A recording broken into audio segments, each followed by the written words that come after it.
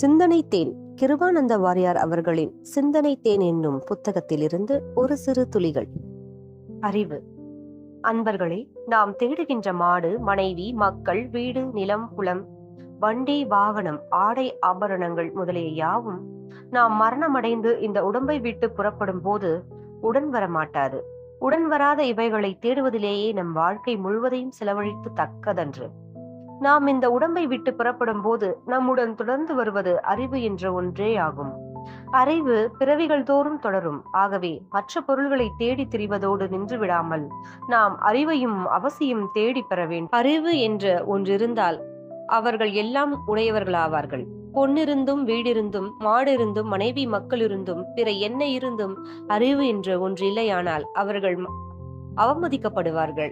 அறிவுடையார் எல்லாம் உடையார், அறிவிலார் என்னுடையரேனும் இலர் என்கிறார் திருவள்ளுவர்.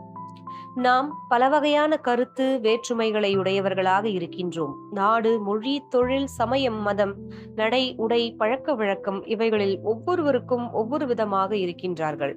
ஆனால் ஒரே ஒரு விஷயத்தில் மட்டும் எல்லோருக்கும் கருத்து வேற்றுமை கிடையாது. அது எது?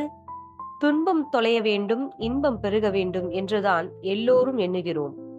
துன்பத்தை நீக்க வேண்டும், இன்பத்தை ஆக்க வேண்டும் என்று சகலரும் கருதுகின்றார்களே தவிர அதன் காரண காரியத்தை அறிந்து முயல்கின்றார்களா? இல்லை. துன்பத்திற்கு காரணம் அறியாமை, இன்பத்திற்கு காரணம் அறிவு. அறியாமை தேய தேய துன்பம் தொலையும், அறிவு வளர வளர இன்பம் வளரும். இந்த நுட்பத்தை அறியாதவர்கள் பலர் பொன்னாலும் பொருளாலும் இன்பத்தை வளர்க்க நினைக்கிறார்கள். அது நெருப்பை நெய்யினில் அவிக்க முயல்வதை நிகரொத்ததாகும்.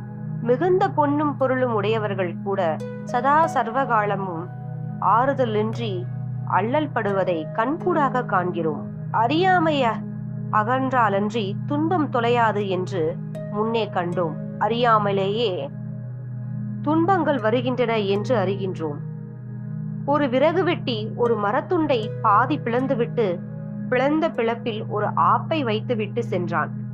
மறுநாள் வந்து மற்ற பாதியை பிளக்க எண்ணினான். அதற்கு அனுகூலமாகவே அம்மரத்துண்டில் ஆப்பு வைத்தான்.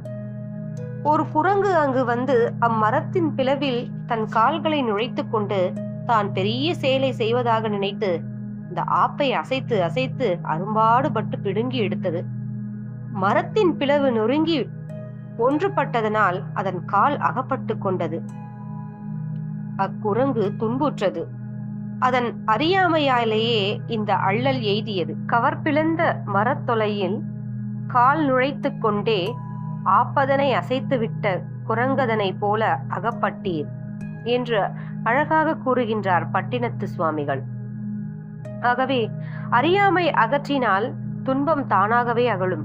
இனி அறியாமையை அகற்றி அறிவை வளர்க்க வழியாது என்றால் சிறந்த அறிவு நூல்களை படிக்கும் தோறும் அறியாமை தேய்ந்து அறிவு வளரும்.